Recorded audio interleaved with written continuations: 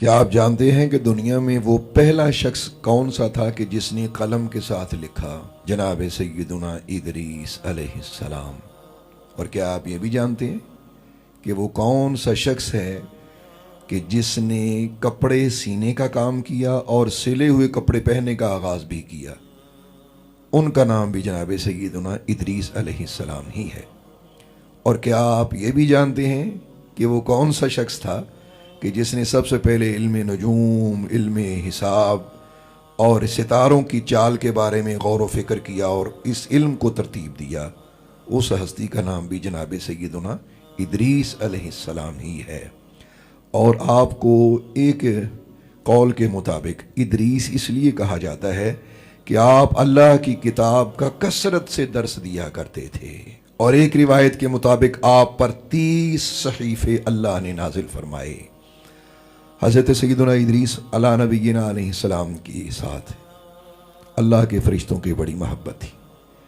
تو ایک بار جناب ملک الموت نے اللہ کی بارگاہ میں عرض کی کہ اے اللہ، میرا دل کرتا ہے میں تیرے پیارے کے ساتھ کچھ دن گزاروں، ان کی عزت عظمت میرے دل میں ہے، تو پاک پروردگار تو مجھے اجازت دے کہ میں تیرے پیارے کے ساتھ وقت گزاروں۔ اللہ تعالیٰ نے اجازت مرحمت فرمائی۔ حضرت سیدنا ملک الموت زمین پہ تشریف لائے اور حضرت سیدنا ادریس علیہ السلام سے صورت انسانی میں آ کر ملے، اور انہوں نے کہا کہ جناب والا، میرے دل میں آپ کی محبت ہے، آپ اللہ کے نبی ہیں، تو میں چاہتا ہوں کہ میں آپ کے ساتھ رہوں۔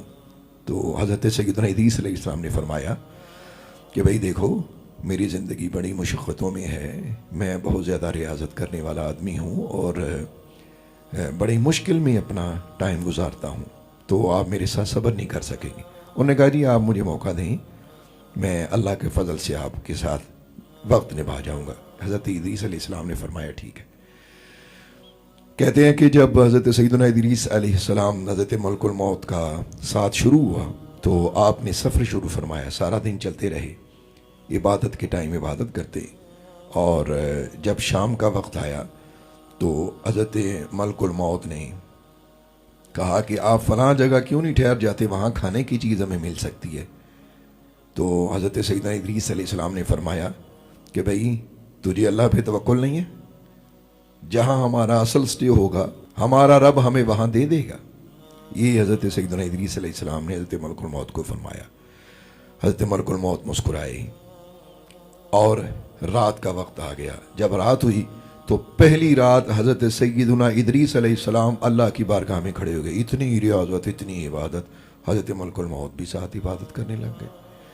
تو جب رات گزری تو صبح کے وقت وہاں کچھ کھانے کی چیزیں ملیں، حضرت ادریس علیہ السلام نے خود بھی کچھ کھایا، تو حضرت ملک الموت کو فرمایا کہ جو کہ ان صورت انسانی میں تھے کہ بھئی تم بھی کچھ کھا لو، تو کہنے لگے نہیں میں ایسے ٹھیک ہوں، تو مجھے بھی کھانے کی حاجت نہیں۔ حضرت ادریس علیہ السلام خوش ہوئے کہ بھئی یہ بھی میری طرح کو ریاضت کرنے والا آدمی ہے۔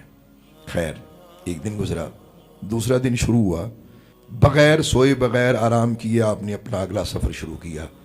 اسی طرح جب شام ہونے لگی تو پھر ملک الموت فرمانے لگے کہ بھئی ہم فلاں جگہ چلتے ہیں، وہاں سے کھانے کی کچھ چیزیں مل جائیں گی۔ تو حضرت ادریس علیہ السلام نے پھر یہی جواب دیا کہ بھئی جہاں ٹھہریں گے وہاں اللہ دے دے گا، تو مجھے اپنے اللہ سے دور کیوں کرنا چاہتا ہے؟ تو حضرت ملک الموت سن کے مسکرائے۔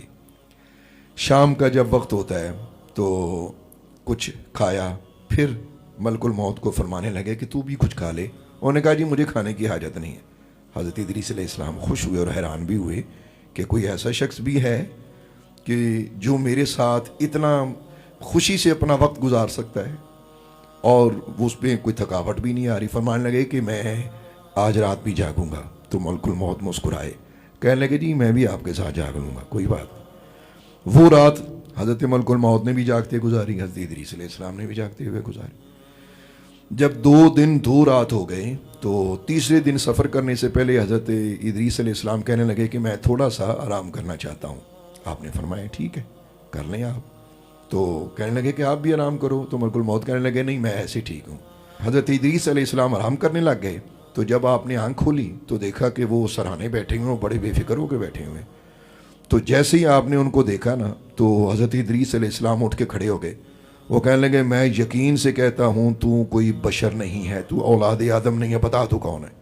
دنیا میں کوئی شخص اتنا طاقتور نہیں ہے جتنا کہ اس وقت میں ہوں، مجھ سے زیادہ ریاضت کرنے والا تو کون ہے؟ نہ تجھے بھوک ہے نہ تجھے نیند ہے، سچ سچ بتا تو کون ہے؟ اس نے کہا جی سچ یہی ہے، میں ملک الموت ہوں۔ تو جب یہ کہا تو حضرت ملک الموت کی بات سن کے جناب سیدنا ادریس علیہ السلام فرمانے لگے کیا میرے بارے میں میرے رب نے تجھے کوئی حکم دیا ہے؟ یعنی میری جان قبض کرنے کا وہ حکم دیا ہے، کوئی روح قبض کرنے کا حکم دیا ہے؟ کہنے لگے جی ابھی تو نہیں، بس فی الحال میں ابھی آپ کے ساتھ ہوں، باقی جب اللہ کا آرڈر آتا ہے تو پھر میں ٹلتا نہیں ہوں، میں اپنا کام بڑے اچھے طریقے سے سر انجام دیتا ہوں۔ تو حضرت ادریس علیہ السلام فرمانے لگے ایک بات بتاؤ کہ تمہیں 3 دن ہو گئے میرے ساتھ، تو تم روح کیسے قبض کرتے ہو؟ تم تو میرے پاس ہو۔ تو حضرت ملک الموت نے فرمایا کہ جناب والی اس کائنات کو اللہ نے میرے سامنے صرف ایک دسترخوان کی مثل کیا ہوا ہے، میں یہاں رہتے رہتے جہاں چاہوں کسی کی بھی روح قبض کر سکتا ہوں، میرے لیے یہ کوئی کام مشکل نہیں ہے۔ حضرت ادریس علیہ السلام نے فرمایا کہ کیا تو نے یہاں میرے ساتھ رہتے ہوئے روحیں قبض کی ہیں؟ تو ملک الموت فرمانے لگے میں نے بڑے لوگوں کی روحیں قبض کی ہیں، جہاں جہاں مجھے اللہ نے آرڈر دیا میں نے روحیں قبض کی ہیں۔ بہت سے روح ایسے ہیں جو بہت بہت دور تھے اور میرے لیے دور اور نزدیک کوئی معنی نہیں رکھتا۔ تو حضرت ادریس علیہ السلام فرمانے لگے کہ بھئی مجھے تمہاری طاقت کا نا سن کے تو بڑی خوشی کا احساس ہو رہا ہے، تو میرا ایک کام کرو گے؟ حضرت ملک الموت نے فرمایا جی آپ بتائیں کیا کروں؟ تو حضرت ادریس کہنے لگے کہ تو ایسا کر کہ میری جان قبض کر لے، مطلب میری روح نکال لے۔ انہوں نے کہا جی میں اللہ کے پوچھے بغیر یہ نہیں کر سکتا۔ تو فرمایا جاؤ اللہ سے بات کرو۔ حضرت ملک الموت دربار رب میں گئے، اذن ملا، حضرت ادریس علیہ السلام کا روح مبارک قبض کیا گیا۔ تھوڑی دیر کے بعد پھر آپ کا روح مبارک لوٹا دیا گیا۔ جب روح مبارک لوٹایا تو حضرت ملک الموت سامنے کھڑے ہیں، تو ملک الموت کہنے لگے کہ بھئی آپ نے یہ کیا کیا، مطلب جان بوجھ کے موت کیوں لی؟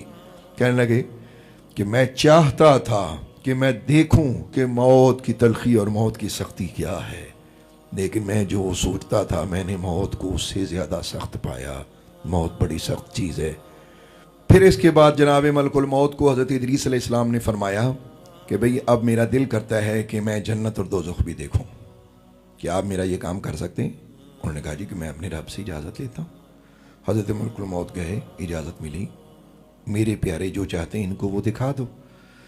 حضرت سیدنا ادریس علیہ السلام کو دوزخ دکھایا گیا، وہاں آپ نے دوزخ کی ہولناکیاں دیکھیں، جہنم کے مختلف دردناک مناظر دیکھے، جن پہ آپ نے اللہ سے سخت قسم کی استغفار فرمائی اور شدید اپنے رب کی طرف بقا فرمایا، روئے۔ تو فرمانے لگے کہ بھئی اب مجھے جنت بھی دکھا دو۔ تو حضرت ملک الموت نے عرض کیا کہ میں اللہ سے پوچھتا ہوں، اجازت ملی، جنت دکھائی گئی۔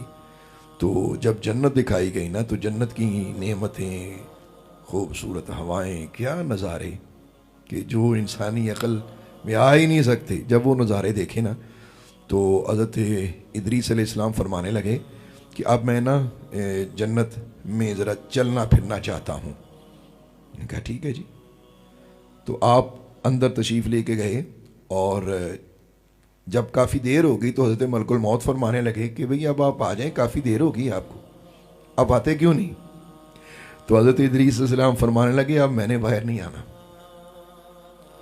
اب میں باہر نہیں آؤں گا، اب میں جنت میں ہی رہوں گا۔ انہوں نے کہا یہ آپ کیسا مطلب ایک کام کر رہے ہیں، یہ مناسب نہیں ہے کہ جو آپ نے فرمایا میں نے کیا، اب آپ جنت سے باہر آ جائیں۔ حضرت ادریس علیہ السلام فرمانے لگے کہ میں نے باہر کوئی نہیں آنا۔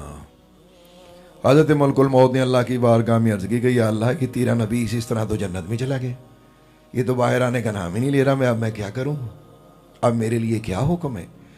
تو اللہ تبارک و تعالیٰ کی طرف سے حکم ہوا کہ میرے پیغمبر سے پوچھ کہ آپ نے یہ سب کچھ کیا کیا اور کیوں کیا۔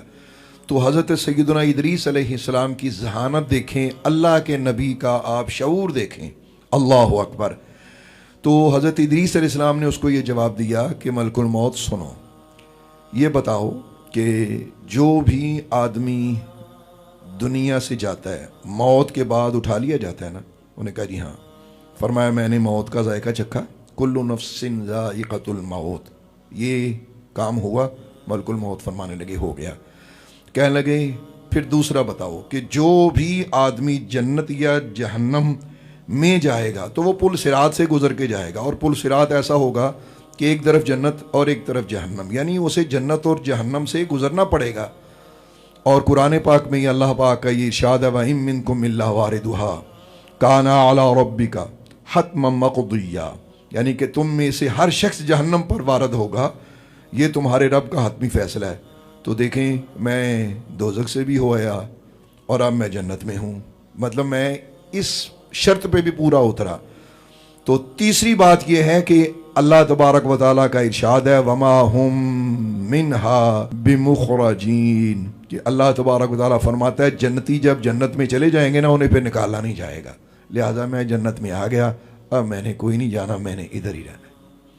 اللہ کی بارگاہ میں عرض کی کہ یا اللہ تیرا نبی یہ دلائل دے رہا ہے, تو اللہ پاک نے ارشاد فرمایا کہ میرے اس پاک نبی کو اسی جنت میں رہنے دو, یہ اس کے لائق ہے. اور اس نے جو جو فرمایا جو جو کہا یہ سچ کہا ہے, میرے بندے کو جنت میں رہنے کی اجازت دی جائے.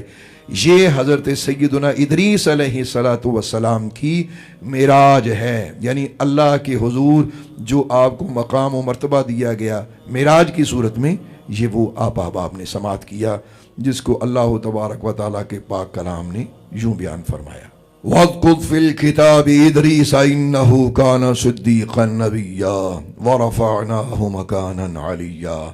اور یاد کرو کتاب میں ادریس علیہ السلام کو, بے شک وہ سچے نبی تھے اور ہم نے ان کو بلند مکان عطا فرمایا.